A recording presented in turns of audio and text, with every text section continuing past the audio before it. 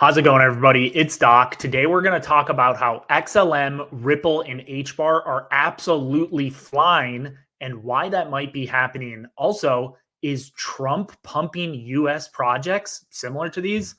All right. Before we get started, really appreciate you guys being here. Welcome back to the channel. For those that are new, my name's Doc. I'm a resident physician at Day, and throughout the night, I take you on my crypto and investing journey.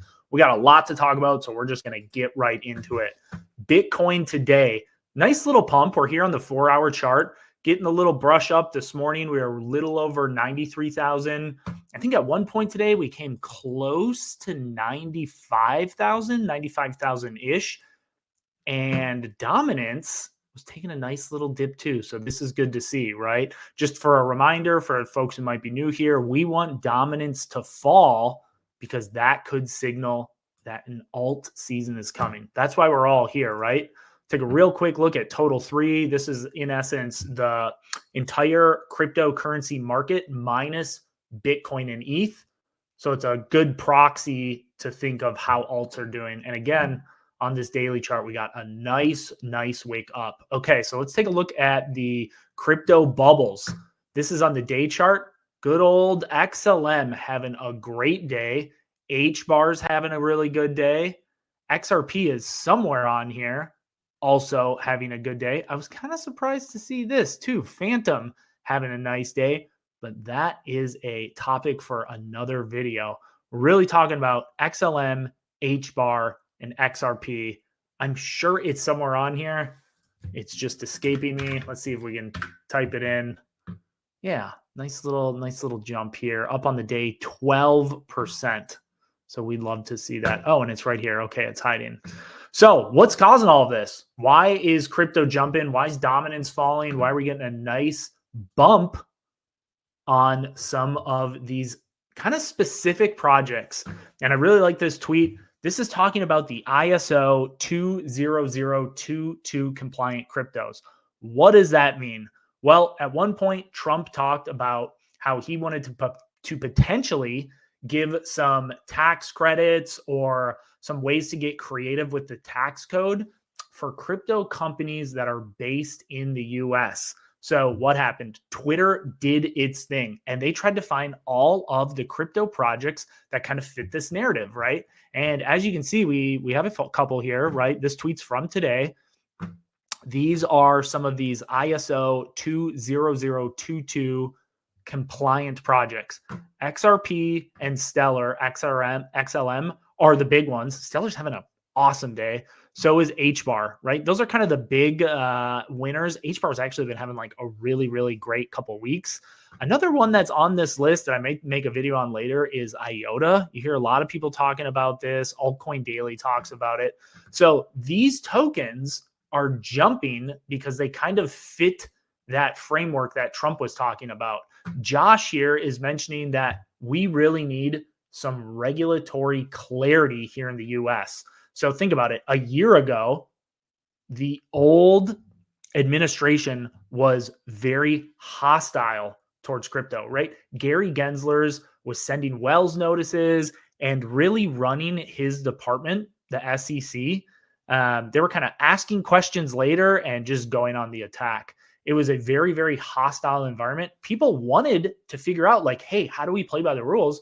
But unfortunately, Gary Gensler said, we're just going to make this kind of muddy and make it kind of confusing, likely by design to potentially bring down the crypto market. The good news is that he's out. He's actually resigning when Trump takes office. So I really like this tweet, right? They're talking about XRP, Stellar, HBAR on how once we get some clarity, right? Once digital assets like XRP, Ripple, they start receiving some clarity, that's really going to help these specific projects. But I would actually go and make the argument that it's not just going to help these projects, it's going to help the entire market, right?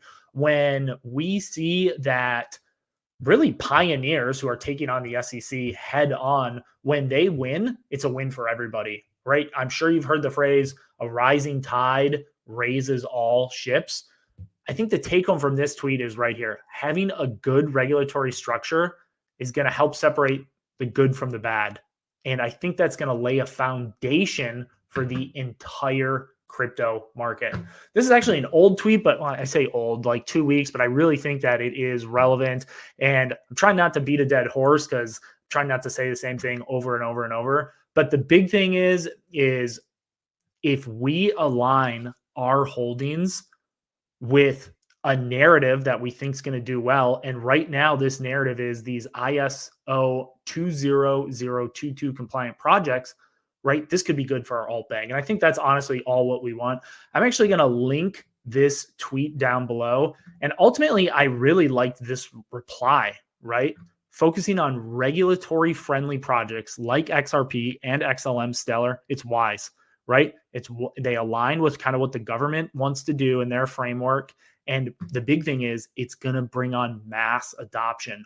We all know retail is not here yet, right? Retail is not here. But once they do, they're going to flood into projects like this because they know they're safe. And we just said a rising tide helps all ships. I'm not going to play this clip just because I don't want to get demonetized and the audio is kind of weird. Not a big fan of Cramer here, right? I'm a big inverse Cramer guy, but Trump is saying we're going to do something great with crypto and specifically Bitcoin, right? He was at the Bitcoin conference this summer in Nashville and he straight up said, we are going to have a Bitcoin national reserve. I'm going to take a few seconds and kind of just like give you my thoughts on this. What are my expectations for the Bitcoin National Reserve? Well, I think he is going to come out and announce this. I think he's going to say, hey, we have a Bitcoin National Reserve or a stockpile or something to that extent. Do I think we will purchase 1 million Bitcoins between now and 5 years from now, or put differently, right, throughout his presidency? I think that's less likely, right? I know the Republicans have control of the Senate and Congress, and then obviously Trump and president. I think that could be a tough hurdle to maneuver. I hope I'm wrong, right? And if I am, I will be the first to admit, like, hey, I got it wrong. It would be huge if the U.S. owned 1 million Bitcoin, or roughly 5% of the entire supply. Not entirely sure that's doable, but gosh, I am hoping for it. Nonetheless, if the U.S. starts a strategic reserve, domino effect, all these other nation states and private businesses and states, right? Texas is talking about it. That would be huge. That would really, really, really put a huge hit on the supply shock. And we already see the Bitcoin supply shock coming down. I mean, we can type this in on exchanges. I mean, I'm looking for a specific chart, but it is wild, right? Like the supply just keeps going down and down and down. Of course, like once I want to find this, oh, it's because I'm zoomed in. That's why. Boom, right here. This is from November. I suspect it's only going down and down and down. But look, you look at the percentage of Bitcoin on exchanges, it keeps going down, like keeps going down. Think all the way back here at the pandemic, we had over 17% of the Bitcoin supply on exchanges. Well, guess what? As the supply of Bitcoin goes down on these exchanges, the price has to go up, right? It's common sense, supply and demand. As supply gets low, price has to come up. So I really, really think if we do establish a strategic reserve, it's just going to be a domino effect. Other nation states, other companies, they're going to start holding Bitcoin on their balance sheet. And I would not be surprised if this fell below 10%. I know that's kind of a bold claim, but like, would I be that surprised if in, I don't know, 2030, less than 10% of the Bitcoin supply was on exchanges? That wouldn't surprise me at all.